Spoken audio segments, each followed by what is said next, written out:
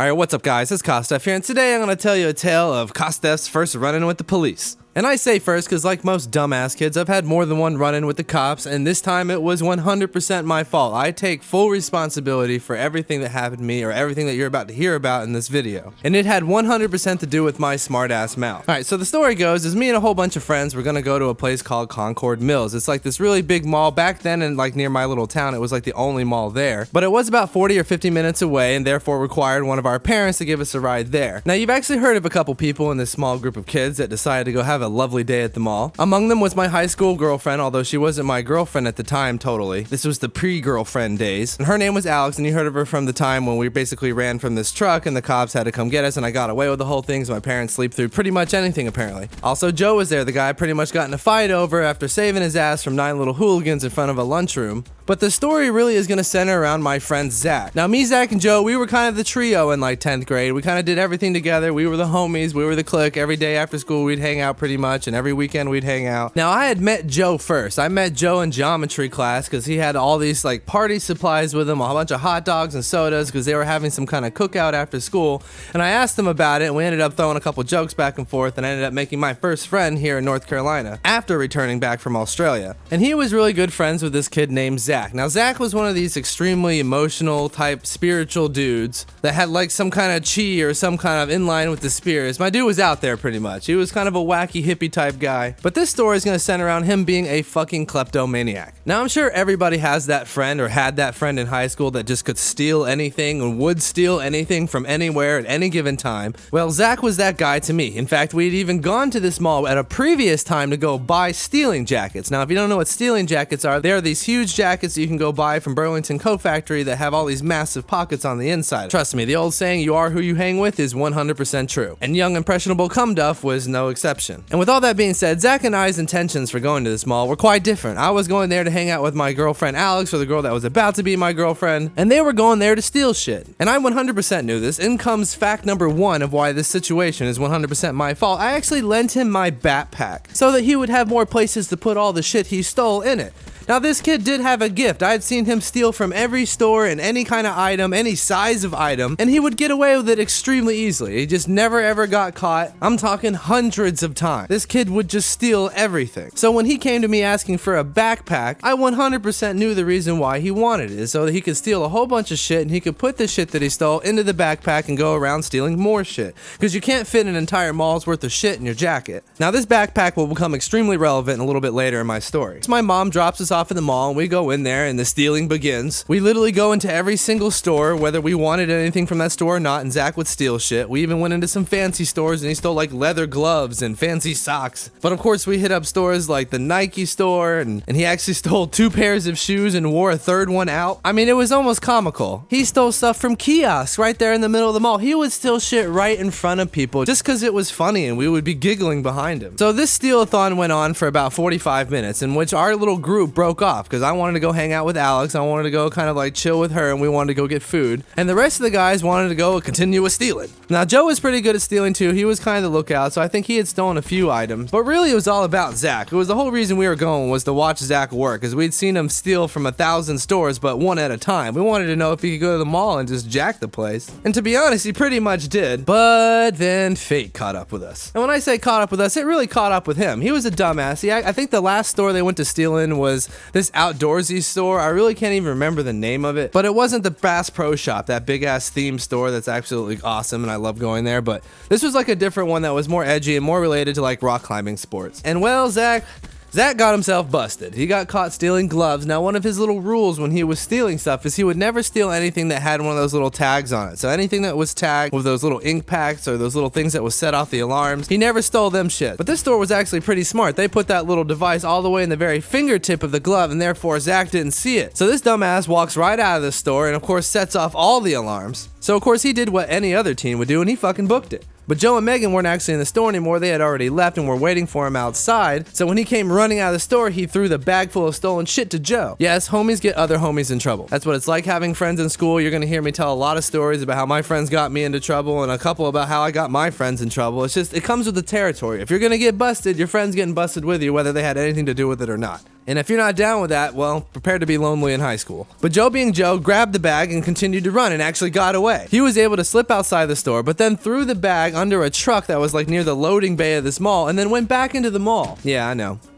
Dumbass. But really, I have no room to call him that, and you're about to find out why. Now, of course, they caught Zach, because Zach was being tracked by cameras, and they caught him pretty quickly because he was the one who stole and ran out of the mall, therefore he was the one being chased. And soon as Joe walked back into the mall, he got busted too. So they got Joe and Zach inside of this sports store, and that's right when Cumduff enters. And well, Cumduff, he wanted to steal the show. Now, of course, I'm just building up my stupidity. I actually walked to the front of the store with Alex and saw Megan. She told us the whole story about how Zach and Joe were inside and they had got caught for shoplifting. But there was a shred of good news. They had no idea about the bag, and they were only being held in the store for the stolen pair of gloves, which was like a $24 value. Now, I knew these dudes didn't have any money. Yeah, they came to the mall with zero cash. I think they had enough money to buy a slice of pizza at the food court, but definitely weren't coming to shop, like, at all. Now, it's getting close to the time where I've got to call my mom so she can come pick us back up, and this mall is like 30-40 minutes away. So I'm really worried that Zach and Joe are gonna fuck this all up because my mom's gonna get here and we're not gonna be able to go home because they're being held by the cops. And she's like a chaperone at this point. She's responsible for these two kids, so we can't exactly just leave them at the mall. We would have had to wait around for it. So I go into the store trying to pay for it. I walk right up to them, I say hi, I see the store manager because he's all dressed up looking pissed off standing next to them, and I offer to pay for the gloves. He said absolutely not, that they're waiting there for the cops. And of course I asked again, is there any way I can pay for them? My mom's gonna come here, they were just goofing around, they're idiots. And again the guy said no, that the cops are on their way. So I was like, fuck it, oh well, these guys are idiots, they got in trouble. And I turned to walk away. And this dude explodes on me that I can't move, I can't go anywhere. I tell him to fuck off and I keep walking, and he got on the fucking loudspeaker. He had one of those walkie-talkies that was like linked right into the thing right in his hand, and he yelled stop over it, and the whole store freaking vibrated with this dude's god voice that came over and just scared the absolute shit out of me. And I'm just like, what the fuck? Now at this point, young thug of cost probably should have just ran, but I was more pissed that this guy was yelling at me and falsely accusing me. So I turned around to tell the guy that I had nothing to do with it, that wasn't even in the store, that I just got there and they were my friends and I was trying to pay for them to get out of there. But as soon as I finished saying that, the cops arrived. Now these weren't just normal stupid mall cops. These guys are actually dressed up in suits. They were apparently detectives assigned to the mall to prevent theft. These guys couldn't have been older than like 25, 26. They were fresh out of the academy, little douchebags dressed in cheap suits. And as soon as they got there, they looked us all in the eye and said, "You're all arrested." Now of course this was a scare tactic, but I didn't know that at the time. So I said, excuse me, no the fuck I'm not. And I said it just like that, swear words and all, little 16-year-old bastards swearing at a cop. Now I don't exactly remember their response, but I don't think I even allowed them to respond. I pretty much just went on and told them the story, how I had just gotten there and that there was no way they were arresting me. I wasn't gonna allow it. The ego on this little shit, if you're trying to picture it. So of course they put me in handcuffs. Now I am wearing one of those big ass stealing jackets. Now I wore it to the mall. I didn't actually use it because I didn't want to steal. I thought that was kind of stupid. I had money. I had a job. I worked at this little restaurant called Atlanta Bread Company, so I had a little bit of cash. I wasn't about the stealing life. But I had it on no less, and it really was way too big for me, so the sleeves went way past my hands. So when he went to put me in cuffs, I went to kind of like pull my sleeve up, and he thought I was resisting, and he ended up putting me on the fucking ground. Like, this guy flipped me. I was wearing really baggy clothing, but I was a skinny little fucker. I probably weighed 130 pounds, 140 pounds max. And this dude pile drived me right in the ground. Now, if you watch my other video where I told you I see red pretty quickly when physical violence happens and stuff like that, this was as true as it was then as it is now. This fucking pissed me off to no end. I was being restrained against my will for something that I did not do by some asshole who smelled like cheap cologne. And I let this fucker know it. Now this is when they took me away from everybody else. He went to immediately escort me to the holding cell or whatever. So he walked me through the entire mall. And I saw this 2 or 3 minute trip as an opportunity to tell the cop what a fucking bitch he was. That the only reason why I wasn't fucking beating his fucking ass was because he was a damn cop. And that he was totally abusing his authority. That really he got picked on in high school and he was a fucking bitch. That he was an ugly bastard. That he dressed funny. That I didn't call his sister back. That he looked like the product of cousin fucking. And this is pretty much what got me into trouble. Me telling this cop off really put them on a vendetta status against me, and there was just no way I was getting away scot-free, even though they had pretty much nothing on me, or so I thought. Now this whole time I'm screaming, check the cameras, because I know malls and stores have a shit ton of cameras, that they could easily check them and see that I was nowhere near them when it was happening. That was actually in the food court having lunch with my girlfriend, and the cop kept on responding that he didn't have to check shit. Those were his cameras, he can do whatever he wanted with them. And of course this just pissed me off even more, so I'm just being a total asshole. all. I can't even remember all the terrible things I said to this asshole. Besides the cousin fucking thing. I did say that. I thought it was hilarious. I proceeded to laugh after I said it. So they put me in this tiny little room. I think literally it was the size of a closet, and I kind of hung out there for what seemed like forever. Told me what I was being charged with. If I wanted to write a statement or anything like that I could, and they left me a pen and paper. I spit on it. Fuck them motherfuckers. I wasn't doing their job for them. But in the hours that ensued, they actually found the bag. This